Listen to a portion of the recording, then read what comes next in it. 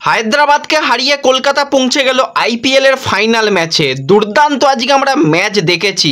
কলকাতার প্রতিটা বোলার কিন্তু আজকে উইকেট পেয়েছে, আর 25 কোটির বোলারের অবশ্যই প্রশংসা করতে হয় মিচেল স্টার্ক। দুর্দান্ত বল করেছে, তার বোলিংয়ের জন্যই কিন্তু কলকাতা খুব সহজেই এই হায়দ্রাবাদের আক্রমণ ভাগকে রুখে দিয়েছিল। তো প্রথমে যদি আমরা ম্যাচ নিয়ে কথা বলি, তো ম্যাচে হায়দ্রাবাদ টসে জিতে কিন্তু ব্যাট করার সিদ্ধান্ত নিয়েছিল।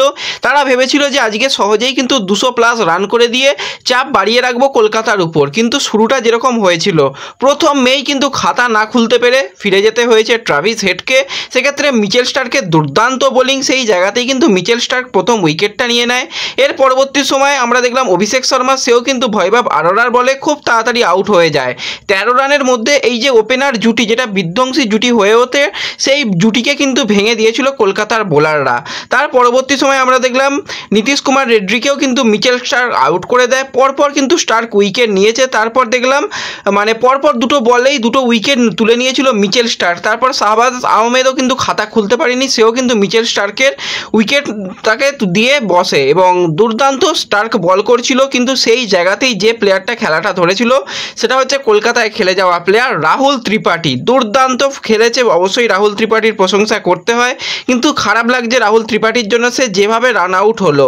আজকে রাহুল ত্রিপাঠীর ব্যাট কিন্তু খুব ভালো চলছিল, পরপর উইকেট চলে গেলেও কিন্তু 35 বলে 55 রানের একটা খুব ভালো ইনিংস খেলে এবং রাহুল ত্রিপাঠী রান আউট হয়ে ফিরে যাওয়ার সময় কিন্তু মাঠের বাইরে বসে রীতিমতন বেশ কিছুক্ষণ কান্নায় ভেঙে পড়ে। তো খারাপ তো লাগবেই, এরকম একটা মঞ্চে নিজেকে প্রমাণ করার একটা সুযোগ ছিল, কিন্তু রান আউট হয়ে যেতে হয়।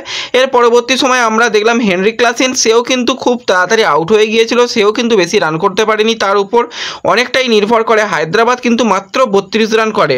এবার আব্দুল সামাদ কিন্তু আজকে পুরো কি বলবো, আজকে তার দিনই ছিল না।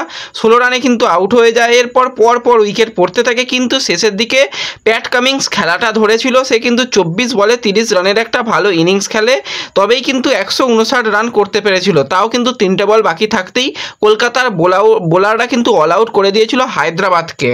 আর আজকে যদি কলকাতার প্লেয়ারদের বোলিংয়ের পারফরমেন্স নিয়ে কথা বলা যায়, তো মিচেল স্টার্ক কিন্তু 4 ওভারে 34 রান দিয়ে 3টে উইকেট নিয়েছে।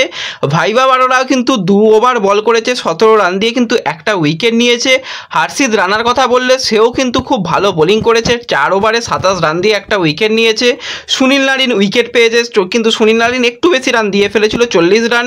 রাসেল কিন্তু খুব একটা আজকে রাসেলকে দেখে ভালো লাগছিল না, তাও কিন্তু 1 ওভার 3 বল করে একটা উইকেট নিয়েছে এবং ভালোই মোটামুটি বল করেছে। আর বরুণ চক্রবর্তীর প্রতিদিনই কিন্তু সে নিজেকে আরও ভালোভাবে ফিরে আসছে। আজকেও কিন্তু সেইভাবেই 4 ওভার বল করেছে, 26 রান দিয়েছে এবং মূল্যবান 2টো উইকেট নিয়েছে। তো 4 ওভারে 26 রান মানে বুঝতেই পারছো কতটা কৃপণ বোলিং করেছে।